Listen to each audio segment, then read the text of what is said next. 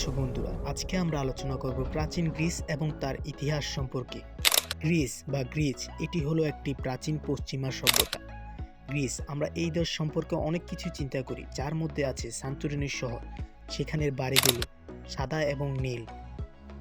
আমরা চিন্তা করি বড় বড় মাউন্টেন। আমরা চিন্তা করি গ্রিক গডস অফ থান্ডার।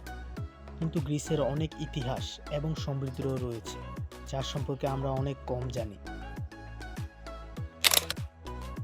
প্রাচীন গ্রিক প্রায় 4000 বছর ধরে বিদ্যমান ছিল, যার দুটি প্রধান অংশ হল হেলেনিক এবং হেলেনিস্টিক। প্রাচীন গ্রিকরা বিভিন্ন নগর রাষ্ট্রে বিভক্ত ছিল। অ্যাথেন্স, স্পার্টা তাদের মধ্যে অন্যতম। অ্যাথেন্স, যারা কিনা ছিল গণতান্ত্রিক ও শিক্ষা কেন্দ্রিক বিষয়ে অনেক পারদর্শী। মধ্যযুগে গ্রিস ও রোমান সাম্রাজ্যের পতনের পরে বাইজেন্টাইন সাম্রাজ্যের অংশ হয়ে ওঠে। এই সময়ে গ্রিক সংস্কৃতি, ভাষা ও ধর্মের ব্যাপক পরিবর্তন ঘটে। গ্রিক এটি কেবলমাত্র একটি দেশের ইতিহাস নয়, এটি পশ্চিমা সংস্কৃতি ভিত্তি স্থাপনকারী একটি সভ্যতার ইতিহাস। গ্রিক সভ্যতা, যারা কিনা ইউরোপের প্রথম নগর সভ্যতার মধ্যে অন্যতম। গ্রিক সভ্যতার বিস্তার মিশর থেকে হিন্দুকুশ পর্বতমালা পর্যন্ত ছিল।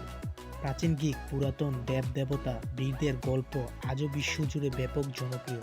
তাই বলা যায় গ্রিস দেশের ইতিহাস অনেক প্রাচীন এবং সমৃদ্ধশীল। গ্রিক সভ্যতা হলো মাইসিনিয়ান সভ্যতার পরের সময়কাল।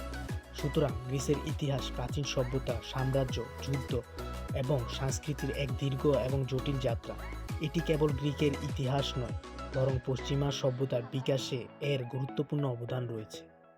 প্রেম চ্যানেল এবং থ্রিলারজনিত ইতিহাস সম্পর্কে জানতে আমাদের চ্যানেলটি সাবস্ক্রাইব করে আমাদের পাশে থাকবেন। ধন্যবাদ।